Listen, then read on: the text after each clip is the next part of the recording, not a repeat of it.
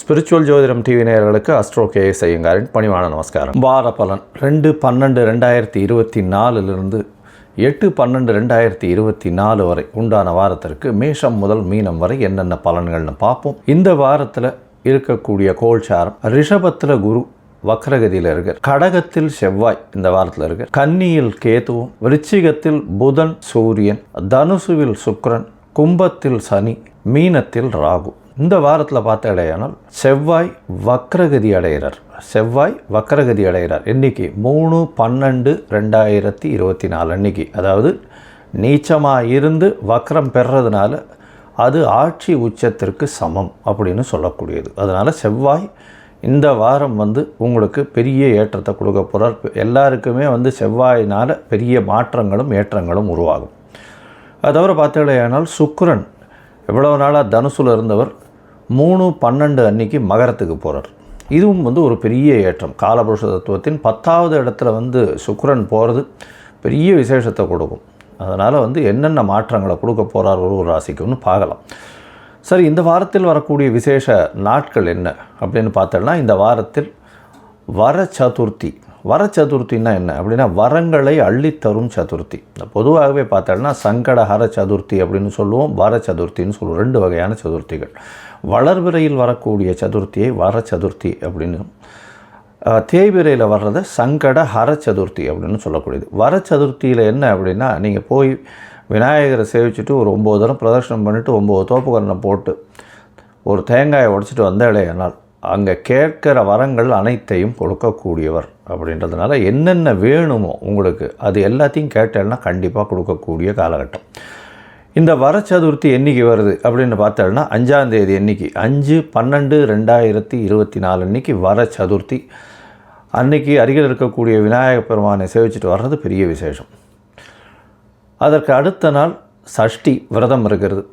சதுர்த்தி கொஞ்ச நேரம் தான் இருக்குது, அதுக்கப்புறம் சஷ்டி விரதம் வந்துடுறது அடுத்த நாள் அன்றைக்கி, அதாவது 6ஆம் தேதி அன்றைக்கி சஷ்டி விரதம். குழந்தை பிராப்திக்கு பார்த்து கொண்டு இருப்பவர்கள் சஷ்டி விரதம் இருக்கிறது ரொம்பவும் விசேஷம். சஷ்டியில் விரதம் இருந்தால் அகப்பையில் வரும்னு சொல்லக்கூடியது. அது தவிர பார்த்தாலேயானால் சஷ்டி விரதத்தினால எல்லாவித துன்பங்களும் உடல்நிலையில் ஏற்றம் வரும். ஏன்னா வளர்பறையில் வர்றதுனால. அதை தவிர கடன் எல்லாமே கழியக்கூடிய வாய்ப்பு, எதிரிகள் அற்ற நிலை இருக்கக்கூடிய காலகட்டம், இது எல்லாமே வரக்கூடிய வாய்ப்புகள் நிச்சயமாக உண்டு.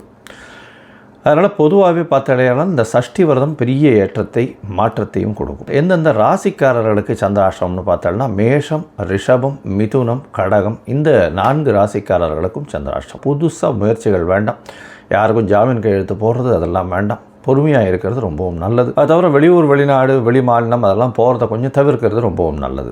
சரி, இந்த காலகட்டத்தில் ஒருவேளை செய்ய வேண்டிய கட்டாயத்தில் இருக்கீங்க அப்படின்னா என்ன பண்ணலாம்னா, அருகில் இருக்கக்கூடிய விநாயகர் கோவில் பால் அபிஷேகத்துக்கு பசும்பால் ஒரு 1/2 டம்ளர் உங்களால் முடிஞ்சது வாங்கி கொடுத்துட்டு போகிறதன் மூலியமாக சந்திராஷ்டமத்தின் தாக்கம் நிச்சயமாக குறையும். சரி, இந்த வாரம் மேஷம் முதல் மீனம் வரை எப்படி இருக்குன்னு பார்க்கலாம். அதற்கு முன்னாடி என்னுடைய மொபைல் நம்பர் கீழே ஸ்க்ராலிங்கில் வரும். உங்களுக்கு அஸ்ட்ராலஜிக்கல் கன்சல்ட் தேவைப்படுமேயாயின் எனக்கு ஃபோன் பண்ணுங்க. சரி, இப்போது இந்த வாரம் 2/12/2024 8/12/2024 வரை மேஷம் முதல் மீனம் வரை உண்டான ராசிகளுக்கு என்னென்ன பலன்கள் அப்படின்றத பார்க்கலாம். மீனம், போரட்டாதி, உத்திரட்டாதி, ரேவதி இந்த 3 நட்சத்திரம் 9 பாதங்களை கொண்ட ராசி. ராசியின் அதிபதினு சொல்லக்கூடியவர் குரு பகவான். ராசிக்கு 3ஆம் இடத்துல வக்ரகதி பெற்றிருக்கார். 3ஆம் இடத்துல வக்ரகதி பெறுறது நல்லது. ஏன்னா 3ஆம் இடத்தில் ராசிநாதன் இருக்கிறது அந்த அளவு விசேஷம் இல்லை. வக்ரம் பெற்றிருந்தால் பெரிய ஏற்றம். ராசியிலேயே ராகு பகவான் இருக்கார். அதனால் நினைத்த காரியங்கள் நினைத்த இடத்தில் நினைத்த நேரத்தில் நடக்கக்கூடிய வாய்ப்புகள் நிச்சயமாக உண்டு. ராசிக்கு 12ஆம் இடத்துல சனி பகவான். 7.5 சனி ஆரம்பிச்சுடுத்து, 7.5 சனி நடந்துட்டுருக்கு. தேவையற்ற செலவுகள் அதிகமாக இருக்கக்கூடிய காலகட்டம். செலவு பண்ணி முடிச்சதுக்கப்புறம் தான் இது தேவையா, ஏன் பண்ணோம் அப்படின்னு யோசிப்பீங்க. உங்களுடைய ராசிக்கு 2/9 அதிபதினு சொல்லக்கூடிய செவ்வாய் இவ்வளோ நாளாக நீச்சத்தில் இருந்தார். இன்றைக்கி இந்த வாரம் பார்த்தாலேயானால் 3/12/2024 அன்றைக்கி நீச்சத்தில் வக்ரகதி அடைகிறார். அது உச்சத்திற்கு சமம். அதனால் 2ஆம் அதிபதி உச்சம் பெற்று போய் 5ஆம் இடத்துல இருக்கிறதுனால உங்களுடைய பூர்வ ஜென்ம சொத்துக்கள், பூர்வ புண்ணிய ஸ்தானம் வலுப்பெற்று போகிறது, அதாவது உங்களுடைய பூர்வீக சொத்துக்கள் எல்லாம் வரக்கூடிய வாய்ப்புகள் நிச்சயமாக உண்டு. திடீர் பணம் வரக்கூடிய வாய்ப்புகள் நிச்சயமாக இருக்கும். ராசிக்கு பார்த்தேனால் 7ஆம் இடத்துல கேது பகவான். எதிர்பாலனை தவிர நம்பாதீங்க, பொறுமையாக இருங்க. பார்ட்னர்ஷிப் பிஸ்னஸில் சிறு சிறு தொல்லைகள் இருக்கக்கூடிய காலகட்டமாக இருக்கும். அதை தவிர உங்களுடைய நண்பர்கள் மூலியமாக சிறு தொல்லைகள் வரக்கூடிய வாய்ப்புகள் நிச்சயமாக உண்டு. ராசிக்கு பார்த்தேனால் 9ஆம் இடத்துல சூரியன் மற்றும் புதன். சூரியன் 9ஆம் இடத்துல இருக்கிறது விசேஷம்.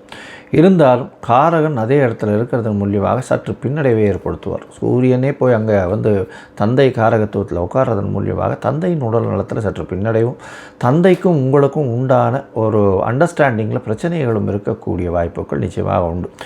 7ஆம் அதிபதி 9ஆம் இடத்துல இருக்கிறதும் 4ஆம் அதிபதி 9ஆம் இடத்துல இருக்கிறதும் பெரிய விசேஷம். அதாவது புதன் 9ஆம் இடத்துல இருக்கிறது நிச்சயமான விசேஷம். நல்ல ஒரு ஏற்றத்தை கொடுக்கக்கூடிய காலகட்டம்.